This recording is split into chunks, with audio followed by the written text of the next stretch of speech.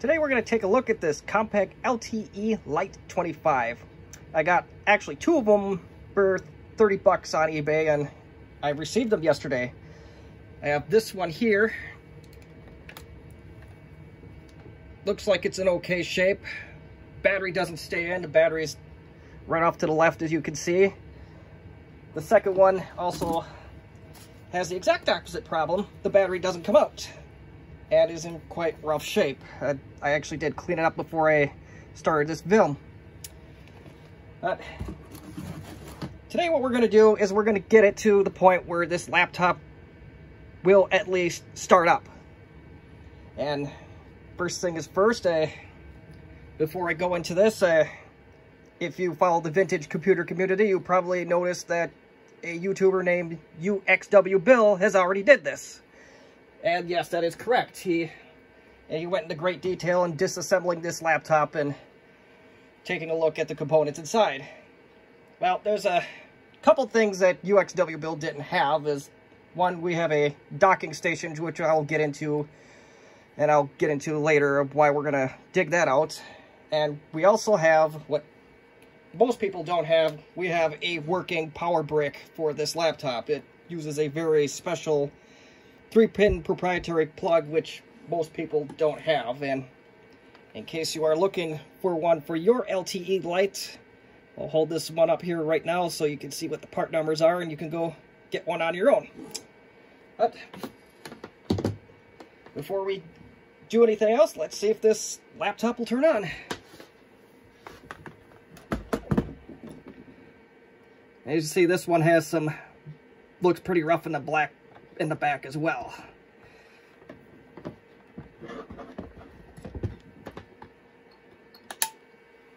And as you can see, this laptop is not turning on. Well, that's, if anybody that's ever owned one of these Compaq LTE Lites has known, that's quite common if they sit. If you have one with a 386 processor like this one has, and your clock battery, your CMOS battery is depleted, it's not going to turn on. Unless you have the docking station, which I do. I'm going to go get that out.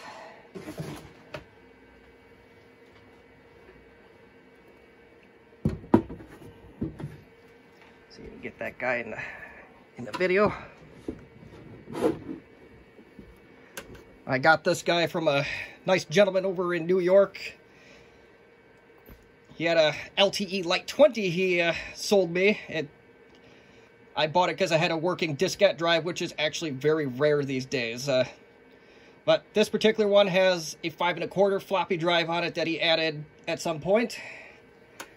If you're familiar with the Desk Pro ProLinea series at that time, this docking station or port replicator looks very similar to that.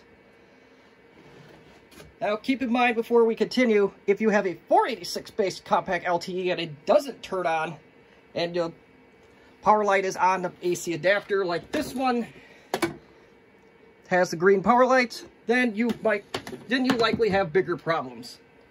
But let's slide this one in and see what we got.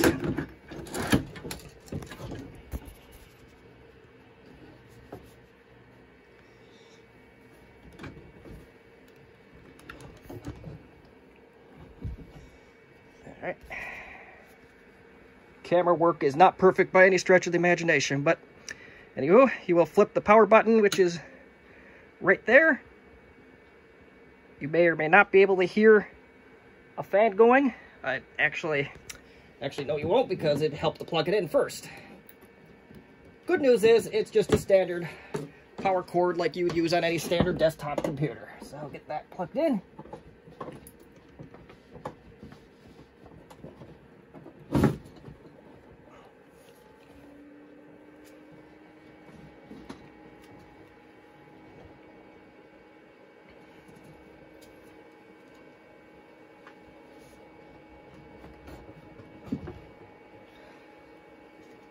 I don't know how good that's picking up on the video, but now we definitely have fans going.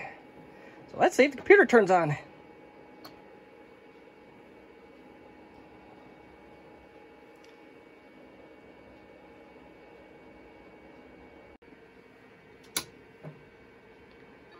And as you can see, it does turn on with the docking station. And I don't know if you can hear that on the film, but the hard drive is clicking and trying to do its thing. Now, this particular model has 4 megs of RAM. That's right, that's megabytes, not gigabytes.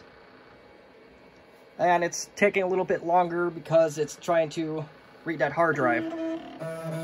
You can hear the disk drives going, and sure enough, we have no CMOS options. They're all gone. Depleted clock battery. Before I get into this too, most of your Compaqs from around this time, they required a special partition to be put at the beginning of the hard drive with 2 startup disks that you got from Compaq. This particular model does not have that limitation, so we'll press F10 and it wants us to go into setup. And I'm not going to correct the date on this just because we're going to tear this apart shortly. And it's going to ask, if you weren't on the docking station, you would not get this message. I corrected a bunch of stuff, and you can see you have, tells you your time and anything else that your BIOSes usually do. Now, you'll notice there's a secondary controller on here as well. And that is if you're lucky enough to find a hard drive that is compatible with the LTE Lites. There's about 64 different types you could put in. If you're not within that list, it really doesn't work. And we'll go to F3, we'll pretend or F4 rather, and we'll pretend to look at these drives. And right now it's currently on type 50, which is a 121 meg drive.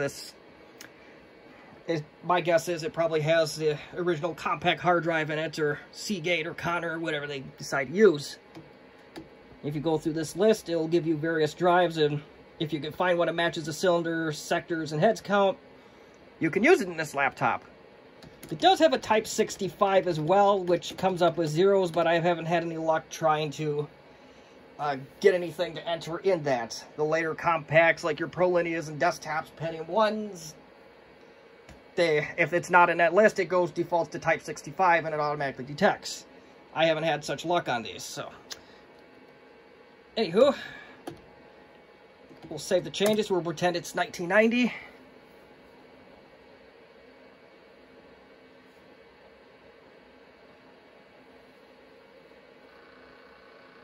And you hear it's the hard drive's trying to read again.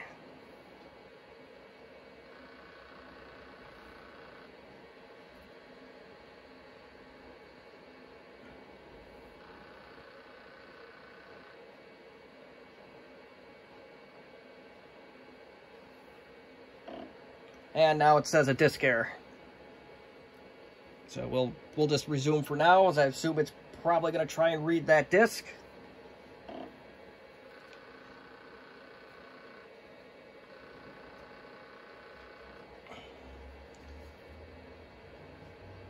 And it's probably just going to time out, so I'm just going to let it do its thing. But if you have one of these Compaq LTEs with a dead hard drive, your best bets is if you can either find an ST9144A, an ST9145AG, or an ST9235AG. A lot of the times they have the Compaq part number on them already, and they even tell you what drive type it is. Like the 235 meg one on the left says it's drive type 16, but a lot of times it will automatically detect that as well. And sure enough, it says non-system disk error. I've had some people that tried to use the Compaq flash to IDE in these things with absolutely no success as well. And I suppose if somebody was persistent enough, they could probably put in a 512 meg Compaq flash to IDE, and it may or may not work. But that's not what the purpose of this film is today. It's just to get this thing so it powers up without needing the docking station. Another big problem that these Compaqs have, now if I ever find the belt for them, I will put another film out for that. Camera don't want to move with me. We're just going to put a disc in the disk drive. Seems innocent enough, right? Oh, this one may not do it.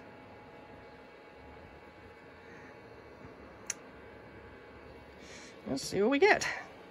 Typically, the disk drives have very thin belts in them, and they either rot apart or they stretch apart to the point where they don't work. Typically, when you put a disc in them, they'll whine and whine and whine. The motor will go until you take the disc out. I have yet to find a successful source for belts, so I'm still trying to work on that, and I hope to have a video on that eventually.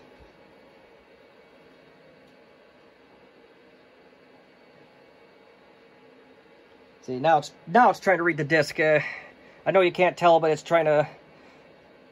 The LED is going between orange and green, which means it's not reading the disc. So, this one doesn't make the nasty noises, but it's not doing anything. So, for now, we will turn the computer off, and we'll get to work. But, the good news is, the batteries are readily available. Unlike this behemoth, which, if I find the cells and it's cost effective, I'll rebuild another video. The battery you need is a CR2430, like this guy right here. You can get them at most hardware stores, and Amazon, of course, has them. If you're going to leave the thing sit for a while and you don't mind waiting a couple days for Amazon, go get a Renata battery. Jewelers use them. If it's good enough for them, it's good enough for this classic laptop. Well, anyway, we're going to take this thing off the docking station and tear this bad boy apart. It might need a little help. This lever on the side is supposed to push it out, but for some reason this one is not. There we go.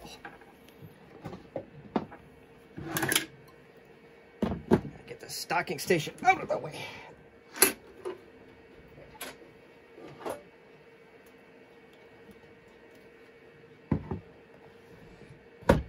So now we have the laptop by itself. And of course, before you do anything, you remove the battery. This one had broken plastic on it, so it didn't stick in place anyway. So we've already completed step one. The other tools you'll need a T8, the Torx bit screwdriver, a couple flatheads, and you may need a Phillips head for one or two things. Now onto the disassembly part. On the right side, you'll have a plate. Whether there's nothing in that plate, or if you have a modem, or in very rare instances, this will actually be a serial port. So you'll have, some of these actually came with 2 serial ports. And that comes right off. I don't remember if we have to take the modem out, but we will anyway, just to make sure this thing comes out successfully. And you don't need anything special with the T8 Torx. You just, because they don't have anything that's deeply inserted, so no deep well sockets necessary. And just put that off to the side and pull the modem out.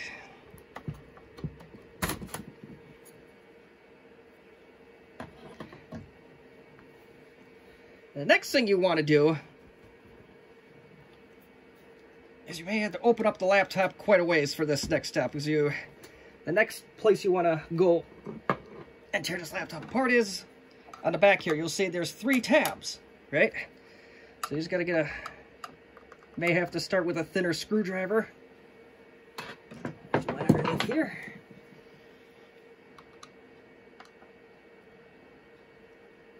May not be so easy to show on camera. I am going to try. Then we got one side out. You got the center out. And take real special caution here, because this is a 25-year-old laptop that could have some very brittle plastic, which just may suddenly break. Sometimes it happens. It's unfortunate. Well, next thing you want to do is go along the right side. You'll see they're starting to crack here. Place your small flathead underneath. Maybe. Starting to go.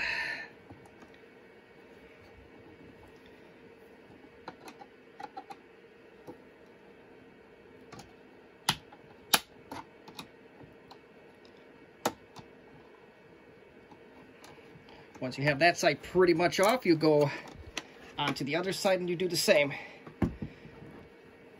This one does not have a cover on the left side, so you should be able just to pry in between, like so.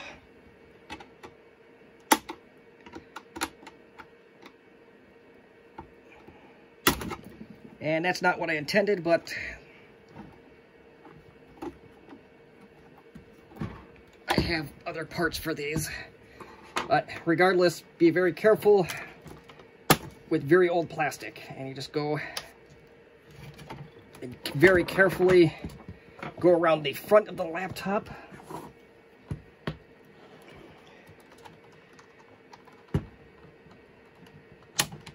So,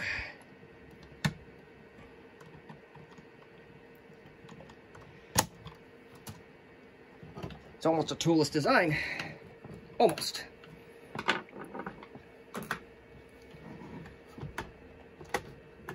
I think this side snapped back on. Nope.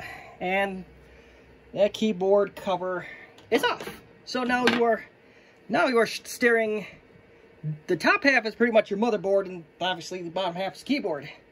So now you have 8 screws to take apart, which will remove the keyboard.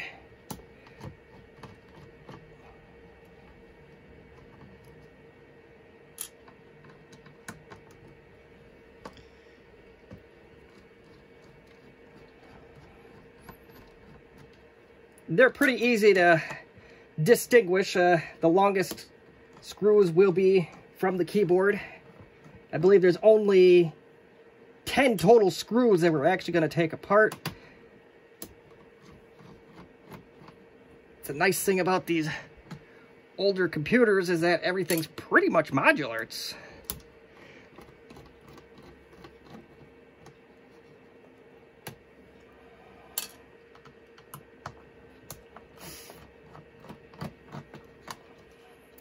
And sometimes you can't always grab them, but just if that happens, you just move on and go to the next. Because the keyboard will pop right up once you get all 8 screws out.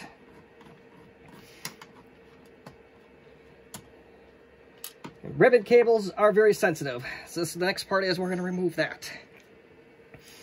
You take your small flathead, you pry up until the plastic, in this case is black, stops, and then you very gently remove the ribbon cable.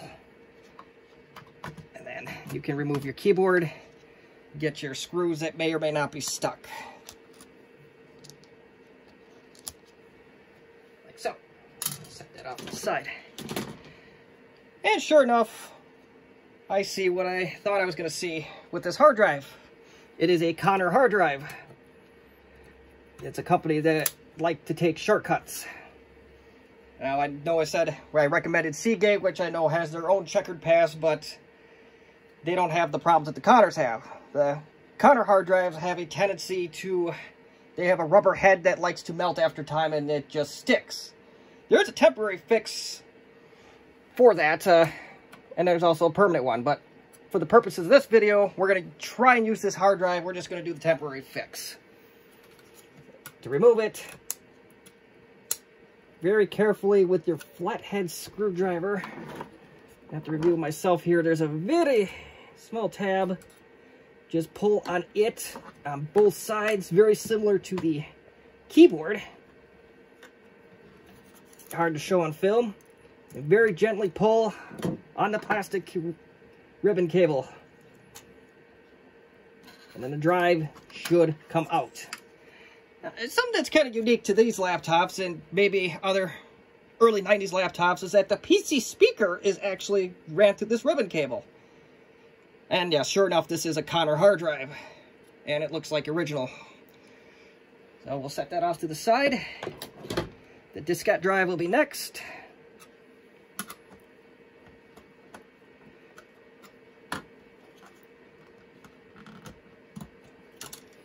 Just very carefully pull it out. Disk drive comes right out, and laptop may settle like that. It's a Citizen Vita or V1DA 15A. Most of them will be a V1DA 15B, but they're pretty much the same disk drive. All right, so next you want to do is, first of all, remove the screen. Typically, there's a screw right here, but this one, it either poked through or it's gone. We will proceed. Just like the keyboard, you just pry very carefully on these two tabs.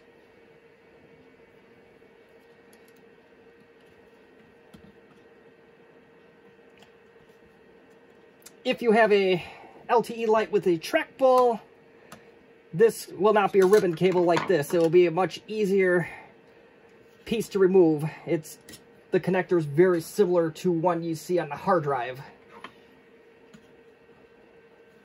I'm trying to get it out. The last thing I want to do is rip this thing. Now, this one is stuck in there good. There we go.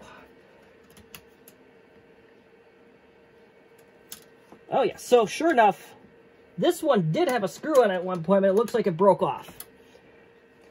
But we continue. So now you want to remove the 4 T8 screws. 1, 2, 3, 4.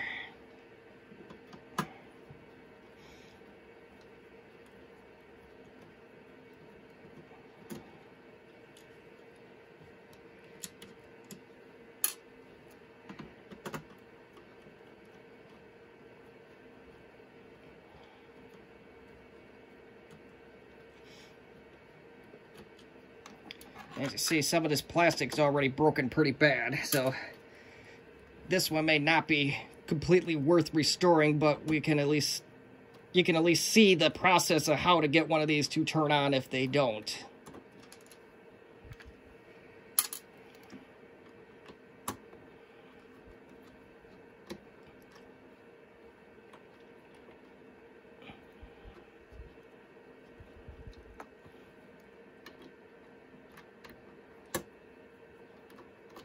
Maybe. Some of them are more stubborn than others. Now we'll set this down. We'll gently lift the screen off and set her aside. So now you're pretty much looking at the shell of the computer. The next thing you want to do is get the motherboard out. You just put your thumb there by this little tab right here, and it should come out. And we flip it underneath. There is your clock battery. This is probably the original to this laptop. Just pull that out. We'll put the new one in.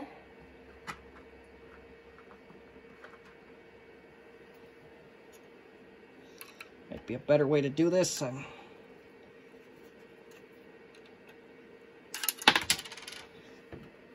that aside. Get your new one out.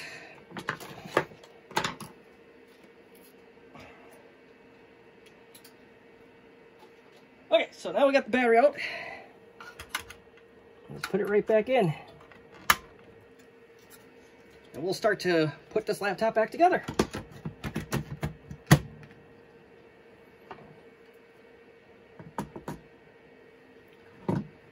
You may even want to put the other peripherals back in first. So, like the diskette drive, I know it doesn't do much, but that just slides right back into place. Putting these very fragile ribbon cables. You pull up on these tabs as far as they'll go without forcing them. And the ribbon cable should slide right in. I'm going to put it in anyway just because the BIOS won't complain that it's missing. Yeah, the hard drive is next. Now I previously mentioned in this film that for counter drives that have the stuck ribbon head like this one does, there is a temporary fix which simply involves tapping the side of it, like so. Might just do it a little bit harder, just to make sure. I've had people sit them in the sun for a couple hours, and that got them going temporarily. We'll see if that works for this drive. I know a bunch of people on the low-end Mac enthusiasts have Apple portables with the same problem, and they've actually tore the hard drive apart and taped off that rubber head so the sticking problem doesn't happen. Before we do any, but if we do that, that's going to be for another video. Next, we're going to do the screen. The hinges just slide right there. It's actually real easy. Same drill with the ribbon cable. You pull those tabs up as far as they'll go without forcing them, and then you slide them down, and that should be it. Just for safety purposes as much as possible, I'm going to put the screws back in. I know this one kind of looks rough, but it's better than nothing. I'm not actually going to put the entire the keyboard bezel back on just yet. I want to see if, one, we don't have bigger problems, which I don't think we do, but you never know with 25-year-old hardware. And two, to see if that tapping the side of the hard drive will revive it temporarily. Well, I'll get these screws in first, and then we'll go from there.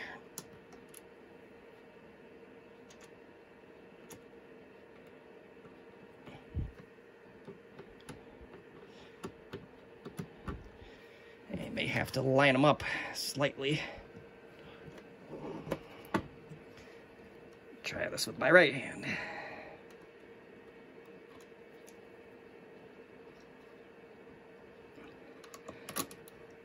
Usually they line up nice and easy. This one is being a little bit more difficult than it normally is.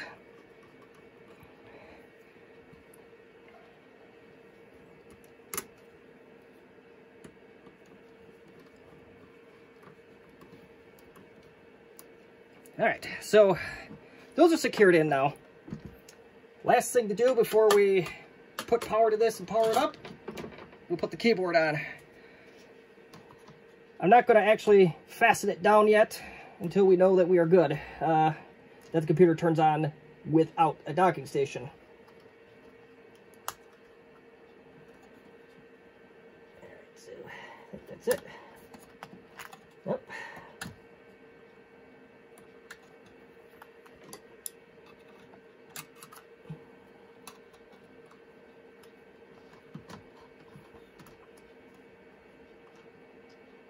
Takes you a few tries. Don't panic. Looks like it's in now. Okay, so now we're going to do the fun test here. We're going to plug in our AC adapter and see if this thing powers on.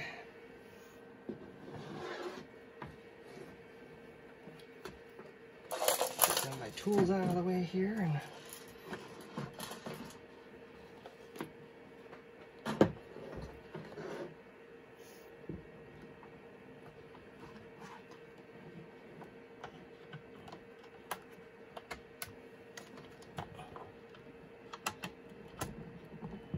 and powered right on.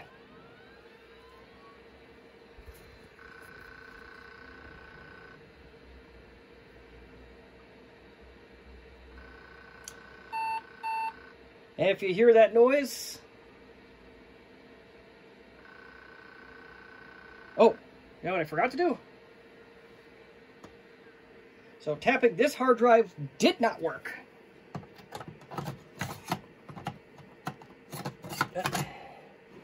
We'll put the modem back in because I forgot about that. I won't fasten that in though. Let's try a different hard drive here.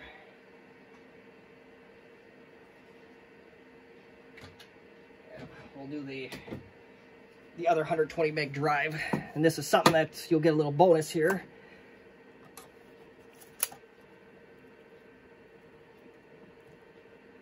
Very carefully again. We just flip the keyboard up. We'll take this hard drive out. Now, when you're taking this ribbon cable off, you want to be real careful here.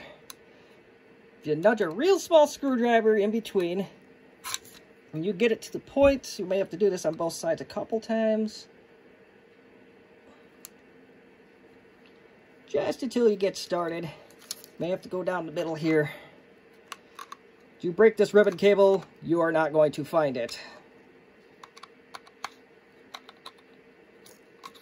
And that came right off. And one other thing of note, I don't know if they actually do anything, but these little tabs act as the screws, so we'll put those in the new drive as well. So I have my Seagate 120 meg drive ready for action here. I don't know if this one is any good.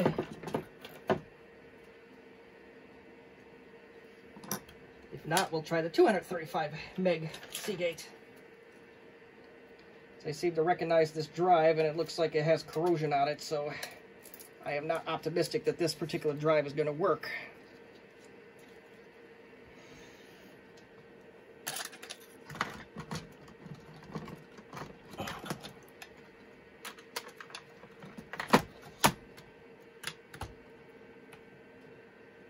Fire it up.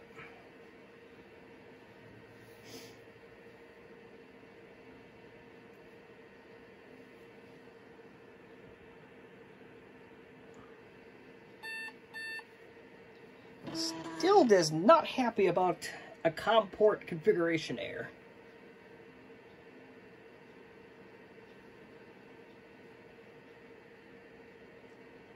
But regardless, the CMOS battery was pulled, so it should be unhappy about other things.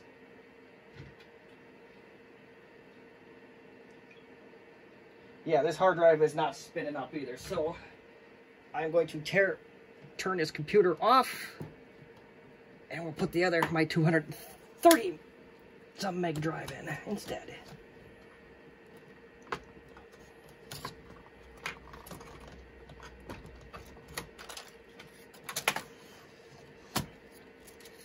And now that I remember it, I think this drive came from my one water damaged 486 that I bought for probably like 10 bucks. The only thing that was good on it was the screen, and that was the part I needed. So it worked. So fortunately, it worked out. I'm gonna set that one to the side. We'll put in the 230 meg drive, which I believe is okay.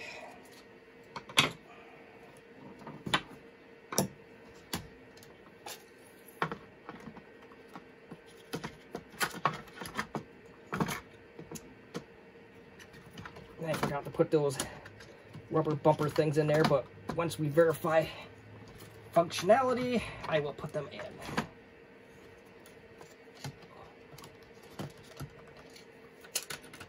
Reconnect the hard drive. And I don't know if there's anything on this particular hard drive that I pulled, so we'll have to wait and see, but that turns on like a champ.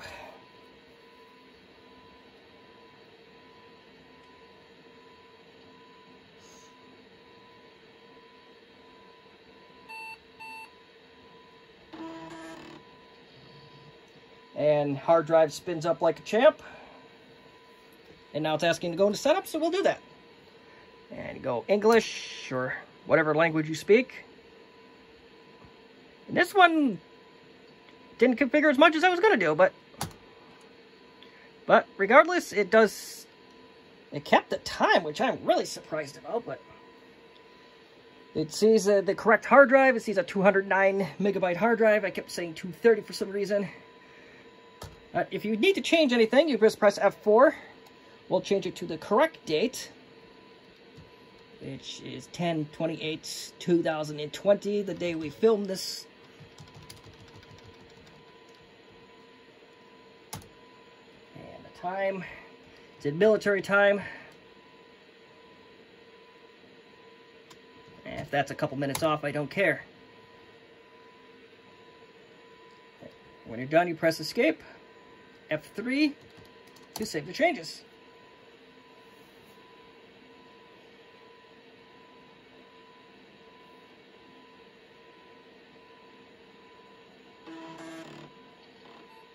And nice and fast boot up for, I know for 386. Oh, this has Windows 95 on it. Alright, well, sit back and we'll go for a ride here. So, I have no idea what's on this hard drive, and I hope it ain't anything too bad.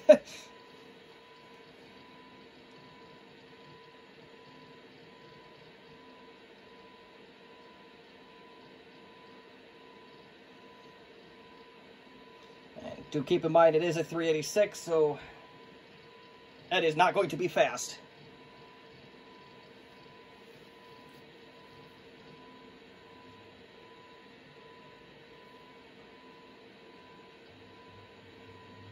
I am not sure what that is. That's talking about. See if we can get past this.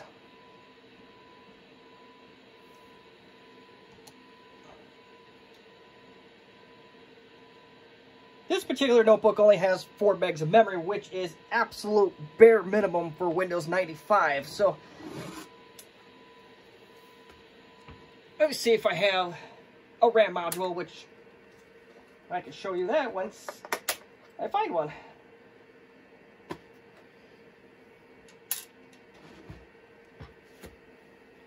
Okay, so I grabbed the RAM module out of the other LTE 25 I received yesterday, and looks like a PCMCIA card.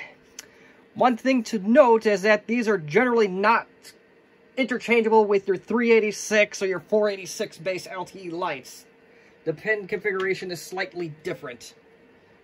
But anywho, I know this one came out of an LTE 25 like this one did, so to install it is actually very easy. First of all, you take the power off of the computer. Usually the keyboard is fastened.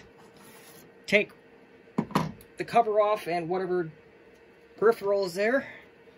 And you just slide this guy into the bottom half. At least that's the theory.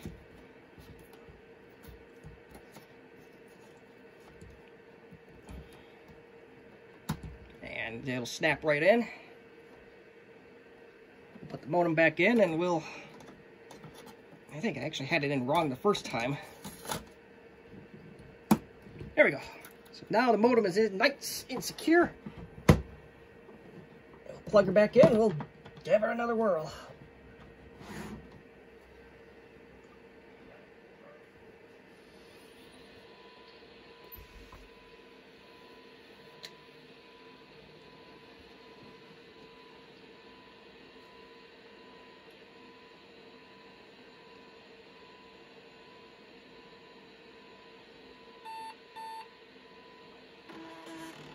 Barking about a modem again.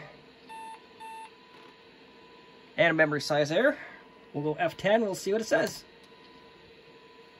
It says memory modem serial device. And so let's go down and see. So now it does say 8192 kilobytes of memory. This particular computer had 4 megabytes on the system board. Let's see if it says anything about the modem. So I'm curious. I've never had one complain about a missing modem before. So. And it does say COM2, and it says right there. So I am going to press F3 to exit and save changes.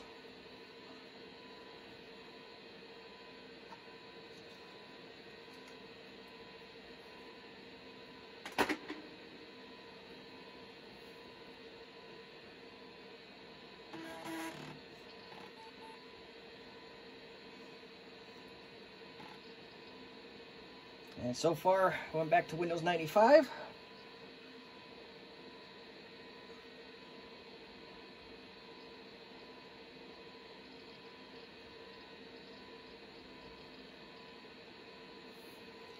We'll go normal.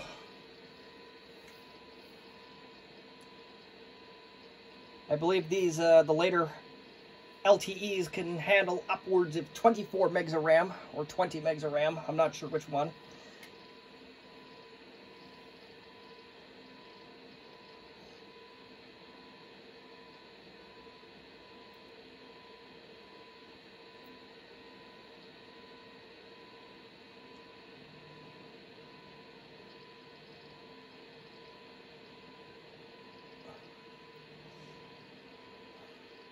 And it looks like this may actually boot. So it may have been really low on memory.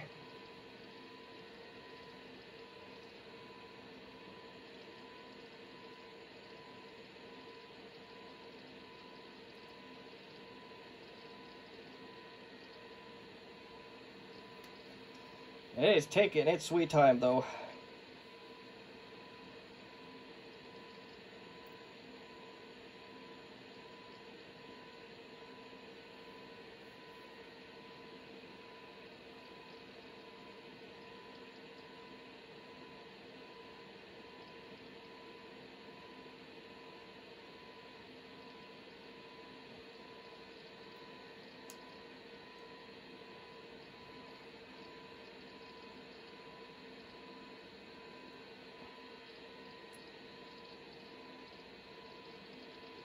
Yeah, it looks like this one's gonna go.